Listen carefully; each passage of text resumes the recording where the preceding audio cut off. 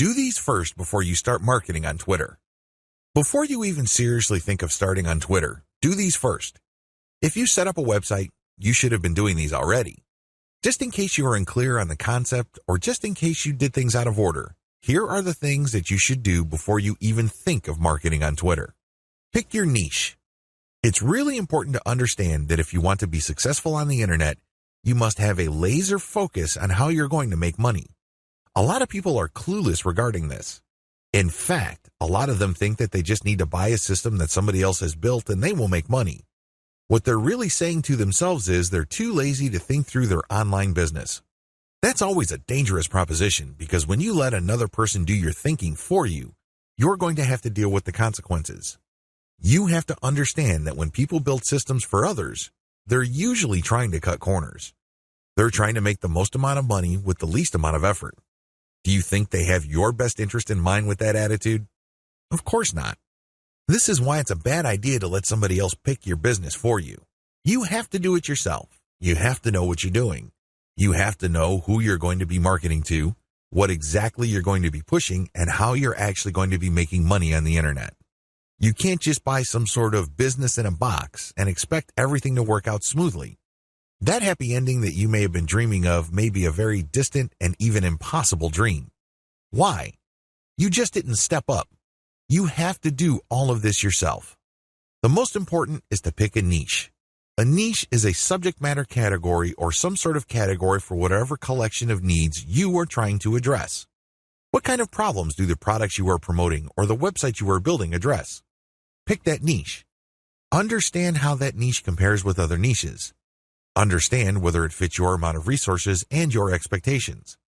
Build a site. You can outsource this. You can create a site that addresses your niche.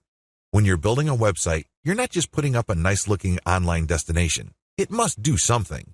It must convert the traffic that you drive to that site into cold, hard cash. Create a mailing list. Next, you have to create a mailing list. This is crucial. Your mailing list is actually the payload of your website. Sure, you may be putting up affiliate ads on your website. When people click these and they land on the sales or landing page, they may buy something. When they do that, you get a commission. That's nice and everything, but if you really want to make money over the long term, create a mailing list. Why? Whatever credibility, respect, or trust you create with your website, you maintain with your mailing list. When you have an update on your website, you just publish the link on your mailing list and invite people to click through, and you have yourself a nice burst of traffic. I've got some bad news to share with you. The vast majority of people who visit your website will never come back again. That's the harsh reality. When you have a mailing list, you get to retain some of that traffic. You only need to set an update, and you get a nice little surge of traffic because people saw your email and click on your link. This enables you to retain some of the value of the hard work and time you put into branding and promoting your website. To create a mailing list, you have to offer a premium. It's some sort of freebie. It's some sort of incentive for people to join your mailing list. Of course, you make this case on your squeeze page. You advertise the value of the freebie you're giving on a page called a squeeze page. This is where people enter their email addresses to subscribe to your mailing list. Please understand that there is a big danger here. This is a warning. Don't go overboard in promoting the freebie because if you do that, people will sign up for the free booklet, the free course, or the free book. They couldn't care less about the updates your mailing list will send them. In fact, if you push the freebie too hard, they might even think that the updates you send are some form of spam because you caught them by surprise. Do you see how this works? There has to be a healthy balance between getting people pumped up to join your mailing list because they're getting something for doing it, but also letting them know that they are getting a better value by being on your list just because you will be sending them information that would enable them to solve all sorts of problems in their lives that are related to your niche. Do you see how this works? Do you see the balance? Create an ebook or report or some sort of high-value giveaway. When you create a mailing list, there has to be some sort of incentive for people to sign up to your list. I wish it were as easy as saying that your website is so awesome that your visitors owe it to themselves to sign up to your list. I'm telling you that if this is your strategy, you're probably going to get very few list members. Why? People need a push. They may be impressed by your website, they may like what you're doing, but this may not be enough to get them off the fence. To many people, entering an email address into a field is a lot of effort. You have to give them some sort of valuable incentive for them to sign up for your list. Generally, I would use some of my popular blog posts, or I would come up with a distilled version or a cheat sheet version. Usually this works. Other times, I would use some sort of massive compilation of resources that are an answer to people's problems. Whatever the case may be, the value of the incentive must be obvious. They don't have to be Sherlock Holmes to figure out the value of what you're giving away.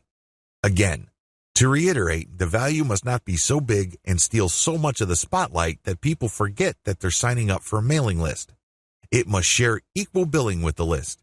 You have to promote the freebie in such a way that it is still clear to the person registering to your mailing list that they are signing up for a mailing list. Find top-notch content in your niche. Once you've set up a website and a mailing list, the next step on your journey to marketing your website and mailing list on Twitter is content. It's easy to get tempted and think that you're some sort of niche genius. You get all excited about a hot idea or a hot blog post topic, so you write a blog article. You put in the time, effort, and energy to do that, but what happens? 9 times out of 10, that content doesn't work. For whatever reason, people do not seek it out. You don't get traffic with it. You're not alone when this happens. The idea of build it and they will come is a dead end. Thankfully, there's a shortcut. Focus on content in your niche that already works. Look at the social media accounts of influential people or companies in your niche. Look at the content they're sharing. Pay attention to how many social signals they get. Do they get a lot of retweets, likes, favorites? Do they get shared a lot on Facebook? Using this objective social signal information, select their best content and reverse engineer it. Reverse engineering top-shelf niche content. Now that you have a clear understanding of what's hot and what's not in your niche, the next step is to reverse engineer your competitors' best content. How do you do this? First of all, you just focus on their topic. If they're talking about a certain personality in your niche, then talk about that person, because obviously the fact that they're getting all this attention from your niche audience means people are truly interested in that personality.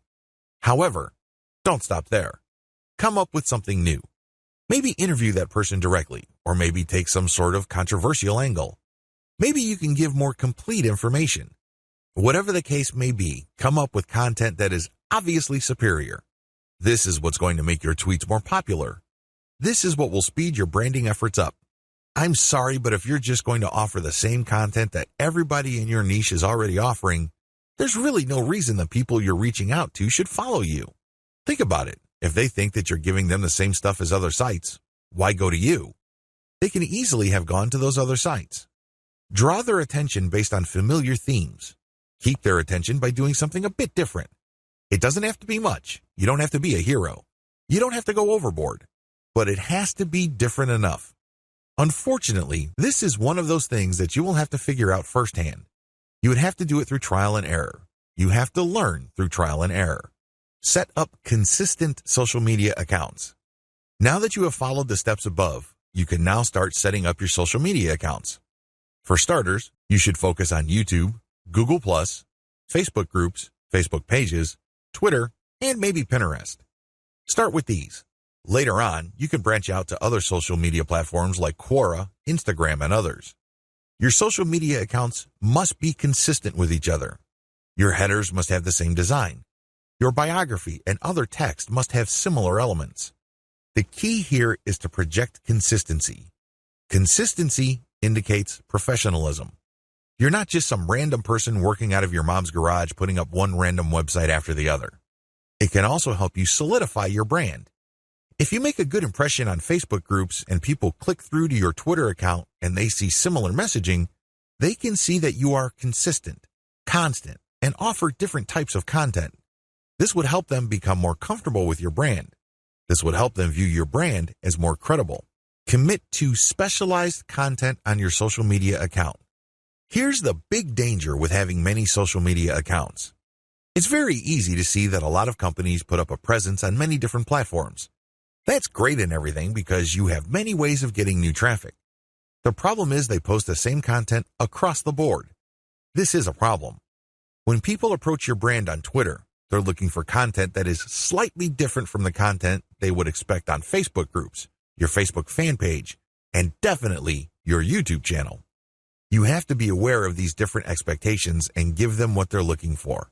Oftentimes, this is as simple as the form of content you offer.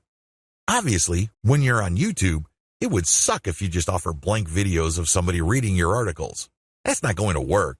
At least bother to use slideshows with the article. Preferably, you should have some sort of video spokesperson who speaks directly to the people during the video. Each platform's content must maximize the format requirements of that specific platform.